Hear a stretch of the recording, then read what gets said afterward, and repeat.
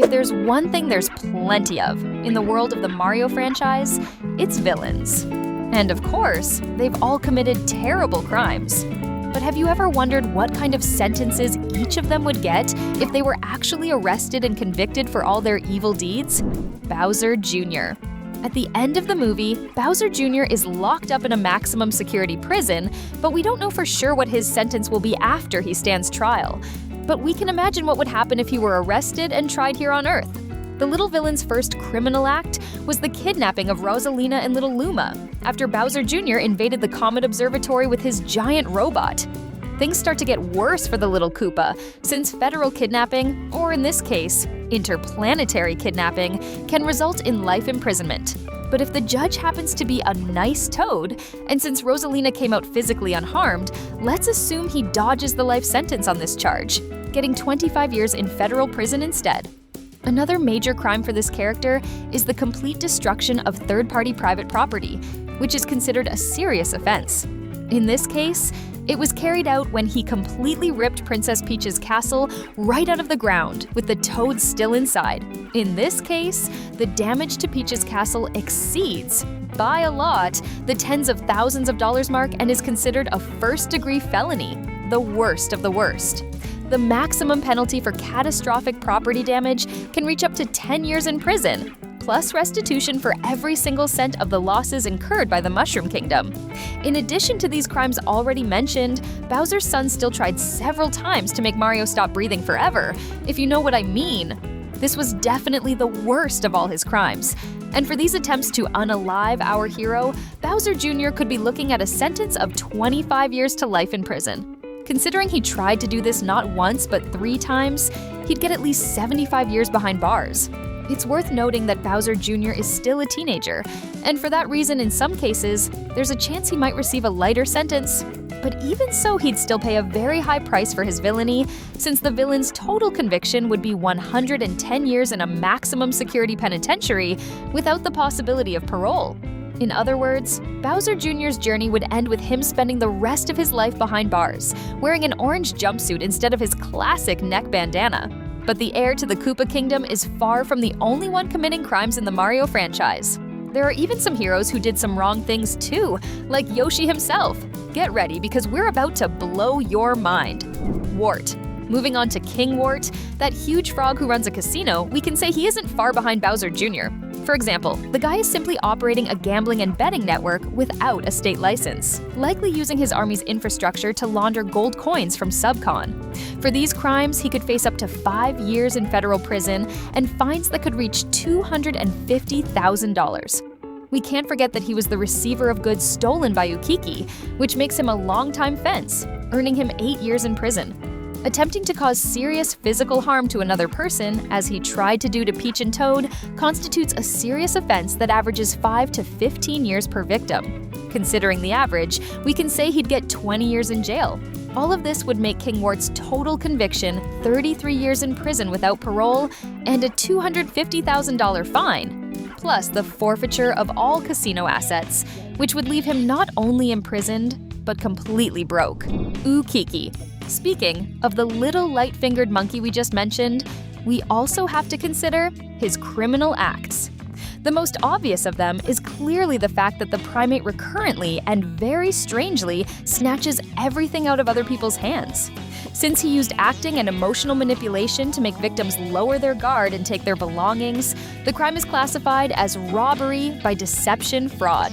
Since he did this twice, he faces 2 separate charges, resulting in a 3-year prison sentence for each stolen backpack, totaling 6 years in prison.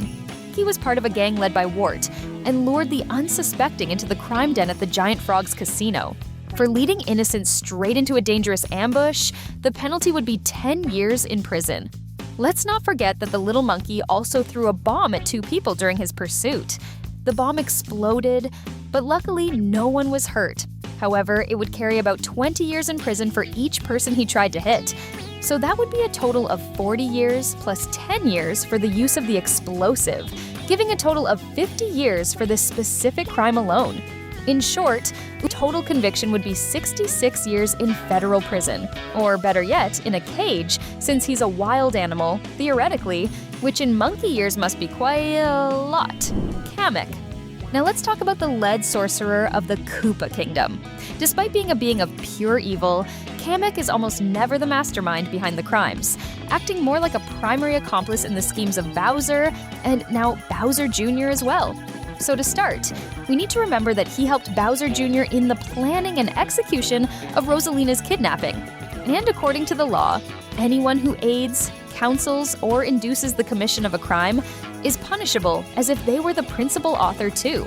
Therefore, Kamek would get 25 years in prison. The same principle applies to the destruction of Princess Peach's castle, where he would easily get the same 10 years his boss got in his sentence. Now, going back to the first movie, we need to remember that he was an accomplice in the torture of Luigi carried out by Bowser when he ripped out his mustache hairs. Not to mention, he was responsible for the assault and imprisonment of the poor penguins in the Ice Kingdom.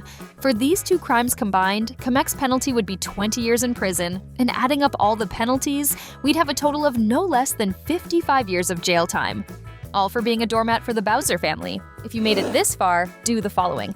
Click the subscribe button. I think we deserve it. Yoshi. Now, let's talk about a character who isn't a villain, but committed several acts that we could say were against the law. By having his egg hatch in the human world, we see that the green dinosaur commits some low-danger acts, like stealing fruit from a stand and even taking pizza slices from other people. Even if it's that jerk Spike, this still counts as theft. And for these crimes by the Mario Brothers partner, no judge would send Yoshi to jail, but he would definitely be sentenced to pay a $500 fine and perform 50 hours of community service. In another scene from the movie, we see Yoshi simply swallowing Francis, that same dog from the first movie. In many places, pets are considered property under the law. If he had kept the dog or tried to sell it, he'd be charged with grand theft. However, since he returned the animal voluntarily and unharmed, even if it was inside an egg, the crime is downgraded to temporary deprivation, which would result in a $1,000 fine for emotional distress to the pet owner. But without a doubt, Yoshi's most serious criminal act was the accidental destruction of historical artifacts at the New York Hall of Science when he knocked over the T-Rex skeleton. This would result in a civil restitution order for Mario's friend in the amount of $5 million. Totaling all the fines for Yoshi's infractions, we'd have an impressive $5,001,500. Seriously, Mario and Luigi would need a lot of Mushroom Kingdom gold coins to pay off all their friends' debts. Bowser. Now, let's talk about a habitual villain, the King of the Koopas.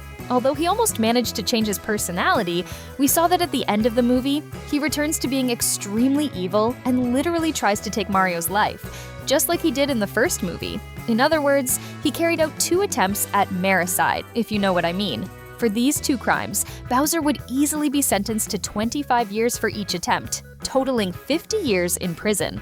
Additionally, at the end of Super Mario Galaxy, we clearly see that he masterminded a prison break plan and had Bowser Jr. digging using one of his bones.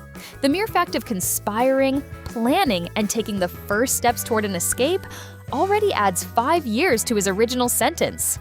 Going back to the first movie, let's not forget that Bowser used literally terrorist tactics, like threatening to destroy the Mushroom Kingdom with a bomb, plus throwing all the prisoners still alive into hot lava so that Peach would marry him. Seriously, that's a lot of evil. Therefore, for the crimes of extortion and terroristic threats against Peach and the Mushroom Kingdom, he would have a 20-year prison sentence to serve. And we can't forget the kidnapping of Luigi, also in the first movie, which would earn him another 25 years of jail time. If we add up all the sentences and penalties, Bowser would get no less than a century of incarceration in a closed regime. Seriously, it would be 100 years without being able to leave prison. That would be a long time. But on the other hand, everyone else outside of prison would be much safer, don't you agree? Wario.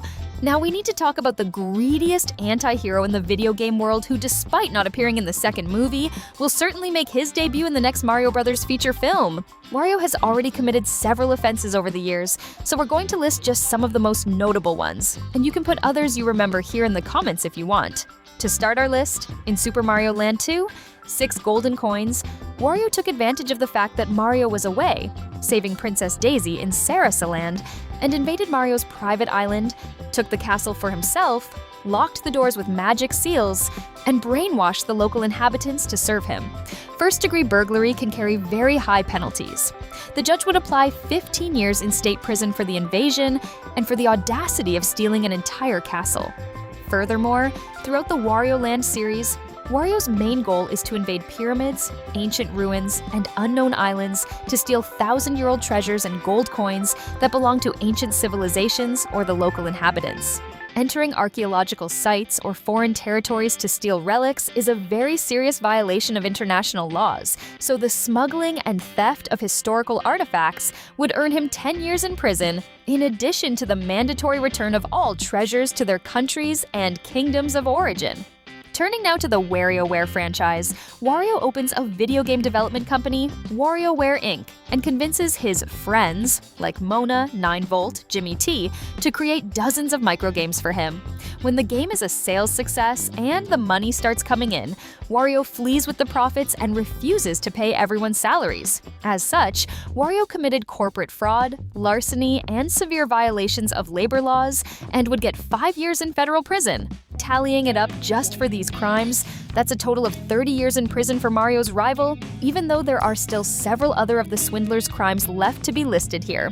But for now, these are enough to show what Super Mario 3 will probably show us of Wario and his greed.